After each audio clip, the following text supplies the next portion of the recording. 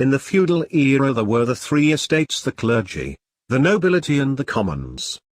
The first and second were eradicated in Robespierre's revolution.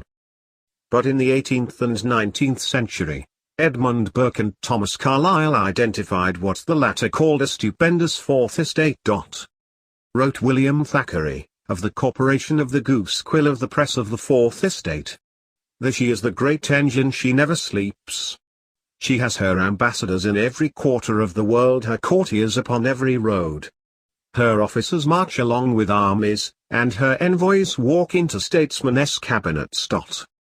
The fourth estate, the press, the disciples of Voltaire, had replaced the clergy. It had dethroned as the new arbiters of morality and rectitude. Today the press decides what words are permissible and what thoughts are acceptable. The press conducts the inquisitions where heretics are blacklisted and excommunicated from the company of decent men, while others are forgiven if they recant their heresies.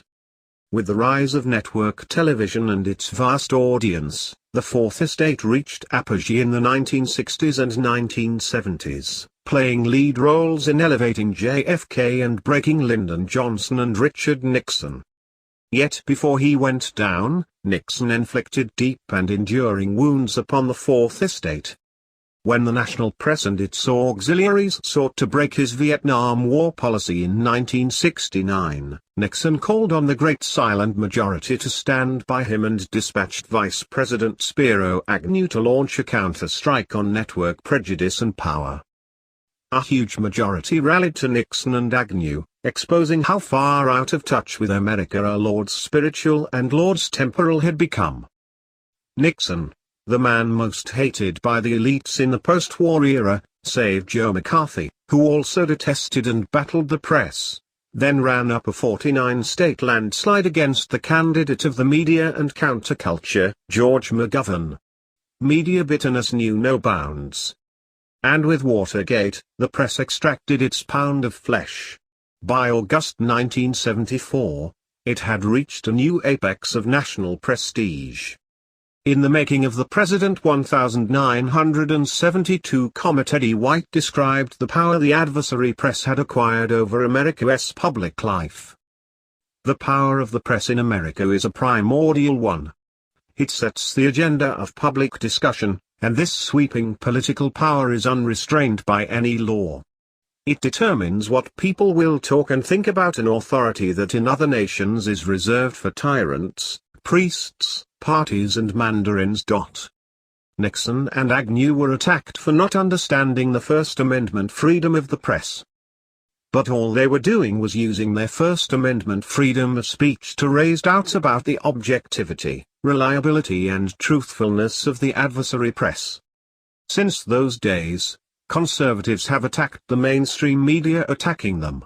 And 4 decades of this endless warfare has stripped the press of its pious pretense to neutrality. Millions now regard the media as ideologues who are masquerading as journalists and use press privileges and power to pursue agendas not dissimilar to those of the candidates and parties they oppose. Even before Nixon and Agnew, conservatives believed this. At the Goldwater Convention at the Cow Palace in 1964, when ex-President Eisenhower mentioned sensation-seeking columnists and commentators, to his amazement, the hall exploded. Enter the Donald.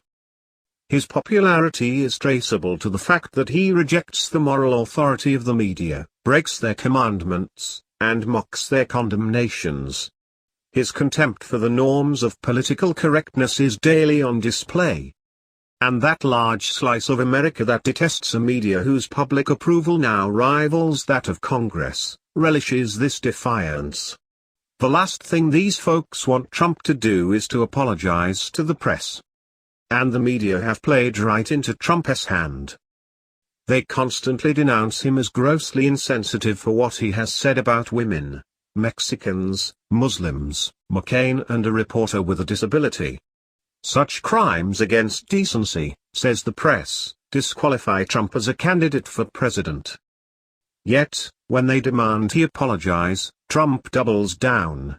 And when they demand that Republicans repudiate him, the GOP base replies, Who are you to tell us whom we may nominate?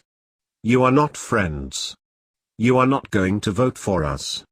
And the names you call Trump, bigot, racist, xenophobe, sexist are the names you call us, nothing but cuss words that a corrupt establishment uses on those it most detests.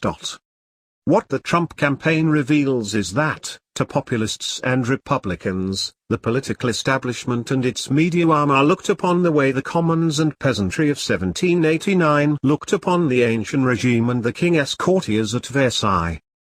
Yet, now that the Fourth Estate is as discredited as the clergy in 1789, the larger problem is that there is no arbiter of truth, morality and decency left whom we all respect. Like 4th century Romans, we barely agree on what those terms mean